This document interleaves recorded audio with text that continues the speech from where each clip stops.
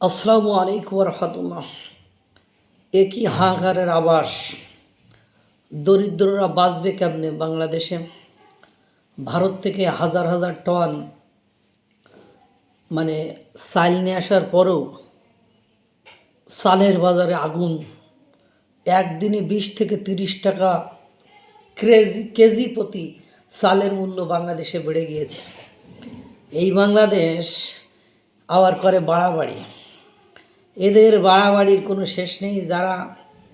এখন থেকে যারা ভারতের সাথে শত্রুতা তৈরি করার জন্য স্লোগান দেবে, ওদের দায়িত্ব দিতে হবে দিনে আনে দিনে খাওয়া বা মুটি মজুরির যারা কাজ করে এদের সংসারটা চালানোর জন্য। ওরা তো মনে করেন ওই এর টাকা ওর টাকা মেরে খেয়ে এ ভাই ও ভাই তাদের উপহার দেয়, গিফট দেয়। আমাদের মতো দরিদ্র অসহায় মানুষের কি হবে?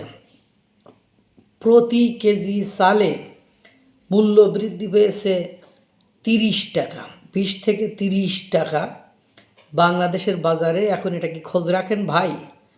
ভারত এই টন কি টন, ম্যাট্রিক কি ম্যাট্রিক চাল দিয়েছে। তারপরে যদি এই হয় অবস্থা, ভারত যদি না দিত তাহলে দেখা যায় কেজি প্রতি বৃদ্ধি পেত 200 টাকা থেকে 100 থেকে 150 টাকা। এলসি করা পেঁয়াজ মানে আপনার ভারত থেকে যে পেঁয়াজ এসেছে সেই পেঁয়াজে মূল্য ছিল 80 টাকা, সেটি 1 লাফে হয়ে গেছে 120 টাকা। যে ভোজ্য তেল অর্থাৎ রান্না করে খাওয়ার জন্য সয়াবিন, পাম অয়েল বা যে তেলগুলো সেগুলো কেজি প্রতি বেড়ে গেছে 20-22 টাকা। রসুনের মূল্য বেড়েছে, ডালের মূল্য বেড়েছে, চালের মূল্য বেড়েছে, পেঁয়াজের মূল্য বেড়েছে, আপনার আদার মূল্য বেড়েছে, তারপরে ছোলার মূল্য বেড়েছে। অর্থাৎ বাড়েনি এমন কোনো মূল্যের পণ্য নেই যে দেশের বলা হয়। অবশ্য পাকিস্তানে আমাদের সেই অবস্থা বেশি হাহাকার লেভেলের জায়গায় চলে গিয়েছে। যে দেশের মানুষ 90% মুসলমান বলে নিজেদেরকে দাবি করে, অথচ আর দেখবেন বাজারঘাটে গেলে বোঝা যায় যে সব ইমানদার, কিন্তু ইমান যে কোন জায়গায় যে লুডুবুডু খাচ্ছে আমার এটা বুঝতে বাকি থাকে না বা বুঝতে কষ্ট হয়। ভারত যদি তেল, লবণ, ঝাল, ডাল, পেঁয়াজ, রসুন, আদা, চাল এগুলো না দিত তাহলে কি হতো একবার ভেবে দেখেন। ওই দেশটার সাথে যে ঘাটরামি করেন, ওই দেশটা বাদ দিয়ে পাকিস্তানের সাথে সম্পর্ক করেছেন। পাকিস্তানে দেখলাম 12টা কলার দামই 200 টাকা। 12টা ওই খাওয়ার মর্তমান কলা বা ছোটো কলার দাম 200 টাকা। সে দেশে চাল, ডাল, লবণ, আটা, সুজি তাতে যে পরিমাণ মূল্য বৃদ্ধি পেয়েছে তা বলার অপেক্ষা রাখে না। এবং সামনে একদিন পরেই হয়তো বা রোজা। এই রোজাকে কেন্দ্র করে বাংলাদেশের অবস্থা এবং চিত্র এবং চরিত্র একেবারে ঠিক ওই জায়গায় যেয়ে দাঁড়িয়েছে। এখন যদি মনিটরিং করা না হয় তাহলে যে হাহাকার শুরু হবে, সেই হাহাকার থেকে কেমনে মানুষ বাঁচবে এটাই সবচেয়ে বড় এখন আলোচনার বিষয় হয়ে গিয়েছে।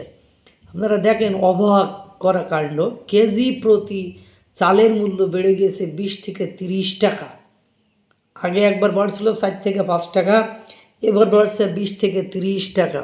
এই যে হাহাকার লাগিয়ে গিয়েছে, এই যে চলে গেল অন্তর্বর্তীকালীন সরকার, রাষ্ট্রবিজ্ঞানের ভাষায় যে অনির্বাচিত সরকার সে যদি শ্রেষ্ঠ সরকারও হয় তার চেয়ে নির্বাচিত খারাপ সরকারই উত্তম। অর্থাৎ আপনারা দেখেন এই যে অনেকে বোঝে না, এটা না বোঝার কারণে একটা সংকট, আস্থার সংকট, একটা বাণিজ্য সংকট ক্রিয়েট করে একের পর এক ঝুট ঝামেলা সৃষ্টি করে গিয়েছে। সেই ঝামেলা এখন বাংলাদেশের সাধারণ জনগণকে পোহাতে হবে।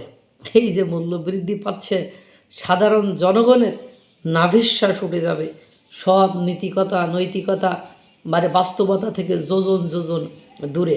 ভারত সাহায্য করার পরেও যদি 20 থেকে 30 টাকা, অর্থাৎ ভারত চাল দেওয়ার পরেও যদি 20 থেকে 30 টাকা বেড়ে যায়, ভারত পেঁয়াজ দেওয়ার পরেও যদি 40 টাকা কেজি প্রতি পেঁয়াজের মূল্য বেড়ে যায়, তাহলে এবার বোঝেন ভারত যদি হাত গুটিয়ে নেয় তাহলে কি কি থাকবে আর কি কি থাকবে না। আমাদের অস্তিত্ব সংকট শুরু হয়ে যাবে। আল্লাহ তাআলা সকলকে ভালো রাখুক, সুস্থ রাখুক। আসসালামু আলাইকুম ওয়া রাহমাতুল্লাহ।